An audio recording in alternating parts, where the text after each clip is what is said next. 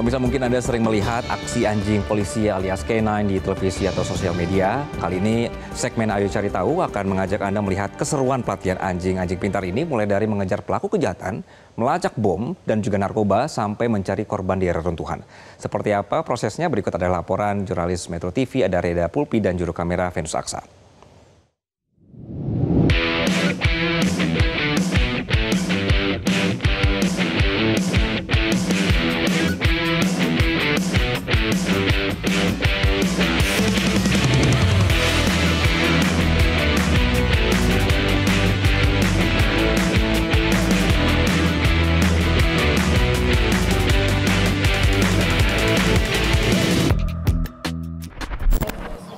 Avatar.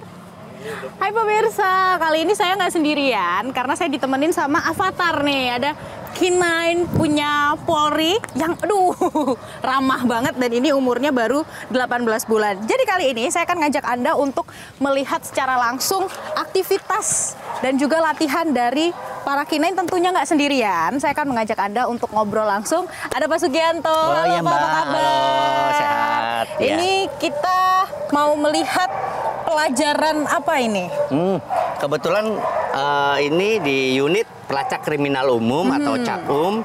Jadi kita latihan nanti obedient, ada yang latihan merayap, ada yang latihan obedient, terus ada yang latihan loncat gitu. Oh, wow. Memang ada berapa jenis? Kalau ini kan pelacak kriminal. Pelacak kriminal umum, pelacak narkoba, pelacak SAR, sama pelacak bahan peledak atau handak. Itu masing-masing anjingnya berbeda? Beda. Berarti beda. mereka punya spesialisasi satu ya? kualifikasi, satu ekor anjing. Rata-rata mereka mulai belajar dari usia berapa? 1 tahun. Jadi 1 tahun ke bawah kita terima. Kalau yang udah, tantangannya apa sih Pak ketika melatih anjing-anjing ini? kita harus benar-benar sayang. Kalau nggak sayang sama hewan atau sama anjing yang kita pegang ini, nggak akan bonding, nggak akan ada chemistry. Saya tiba-tiba ada di dalam bis pemirsa, tapi saya bukan mau pulang kampung karena saya masih mau melihat seperti apa pelatihan K9 kali ini bersama Pak Wayan. Ini kita mau lihat yang apa nih Pak? Kita lihat nanti untuk pelacakan narkoba. Oh, narkoba. Berarti Iya. di sini sudah diletakkan narkoba? Siap sudah. Di dalam atau di luar? Di nih? luar. Kita boleh coba lihat Boleh. seperti apa prosesnya? Kita coba lihat ya Iya, pemirsa. boleh. Ayo kita lihat. Kita turun. Oke. Kalau kita lihat sebenarnya apa sih Pak bedanya kalau pelacak narkoba dan bahan peledak kan kalau dilihat hampir-hampir mirip ya? Ya betul. Bedanya Perbedaannya kalau untuk pelacak narkoba itu anjingnya kalau menemukan agresif, nggaruk. Kalau bahan peledak itu menemukan anjingnya duduk ataupun tiarap. Oke, kita boleh lihat Pak? Boleh, ini. Seperti apa? Ini. Oh, jadi sudah ditaruh di sini Siap, nih pemirsa. udah ditaruh. Di dalam koper. Di dalam koper. Oh, ini dia sudah datang. Siapa namanya? Kenny. Kenny. Dengan Langsung pawangnya. responsif. Ya, Kenny namanya. Ini posisinya Kenny dan Pawang belum tahu ya? Ya, belum tahu Gimana? kalau itu nyarinya dia itu Mbak harus teliti ya. Takutnya juga di dalam ada barang kan. Berarti ini agak agresif ya? Agresif. Tipikalnya. Lihat itu menandakan Mbak. Itu dia muter-muter dulu. Kenapa muter itu? Nyari sumber bau. Nyari sumber baunya dulu. Tuh. Oh, ini ya. Ini sumber bau tuh, nyari sumber bau Mbak. Aduh, garuknya dia.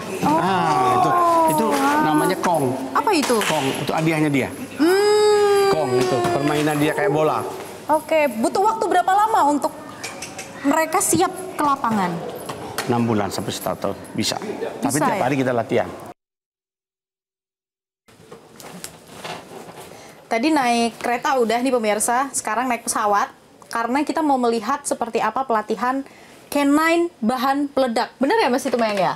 Iya betul Bu. Nah kalau kita lihat nih kalau misalnya narkotik kan memang ada baunya ya. Nah kalau bahan peledak seperti apa pelatihannya?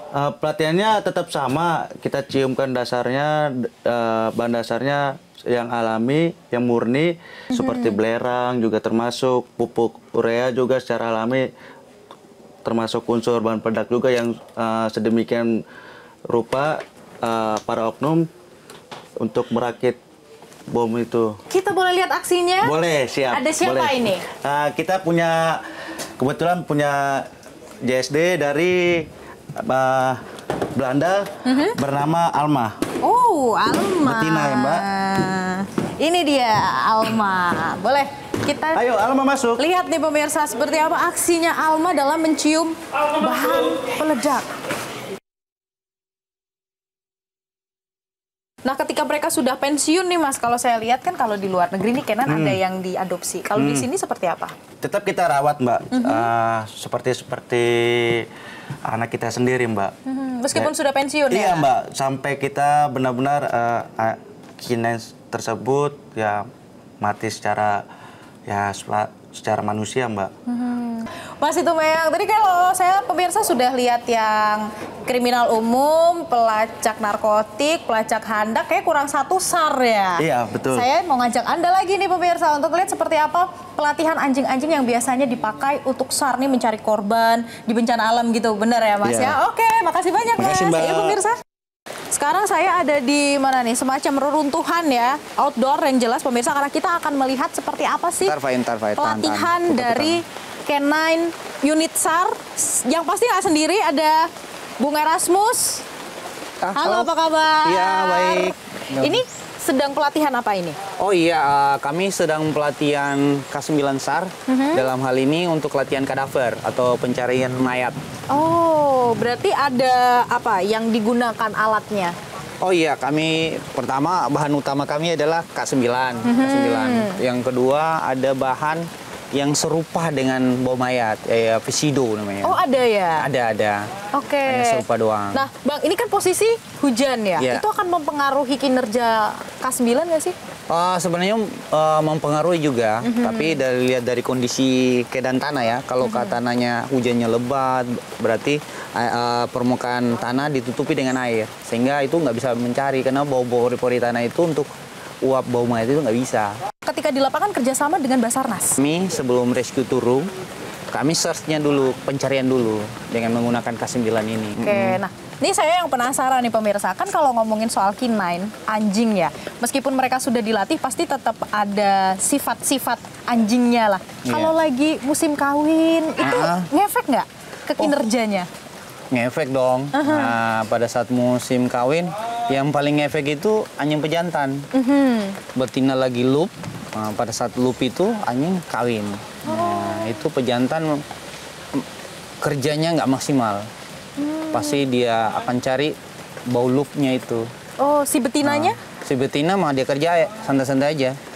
Pernah ada kejadian apa ya? Kebobolan gitu akhirnya hamil. Oh pernah sih, di unit kami pernah. Nah, Kemudian maka gimana tuh kalau ada kemudian hamil si betinanya? betina hamil, kami pisahkan, terus dia melahirkan, baru kita lihat lagi kondisinya, baru kasih kerja lagi. Nah, Bang, saya kan pernah baca cerita tentang Iya. anjing-anjing canine yang mereka diturunkan ke bencana alam begitu ya. Iya. Katanya anjing ketika mereka menemukan korban ternyata dalam posisi meninggal, mereka Iya. juga ada feel sedih gitu. Iya benar. Jadi Sukabumi, nah, itu kita ketemu korban terakhir itu perempuan itu sudah 9 hari loh. Tapi dia sambil pegang sisir, rambutnya baunya masih harum sambil kayak penyesalan gitu. Oh, ada Iya. trauma healingnya nggak kalau untuk anjing? Ada sih. Apa seperti apa maksudnya? Kalau manusia kan diajak ngobrol ya. Iya. Kalau anjing? Diajak bermain. Wah, ini kita lihat pemirsa Kiara mundur. sudah. Kiara sudah mulai menggonggong.